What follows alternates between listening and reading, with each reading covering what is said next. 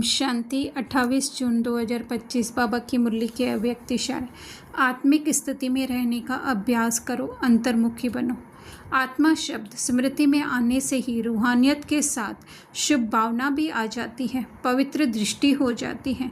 चाहे बल कोई गाली भी दे रहे हो, लेकिन यह स्मृति रहेगी या आत्मा तमोगुणी पाठ बजा रही है तो उससे नफरत नहीं करेंगे, उसके प्रति भी शुभ भावना बनी रहेगी। हम ज्ञान युक्त होकर के समझ से जो अगर आत्मा शब्द कहते हैं, अपने को आत्मा समझ करके आत्मा शब्द कहते हैं। स्वयं को प्रिया पूजा प्रदीप समझकर अगर हम आत्मा शब्द कहेंगे तो रूहानियत नहीं आएगी, कहीं ना कहीं उसका रोल दिखाई देगा। लेकिन उस समझ के साथ जब हम कहते हैं तो शुभ भावना अर्थात कि उसके ओरिजिनल गुण जो है हमारे स्मृति के सामने आ जाते हैं।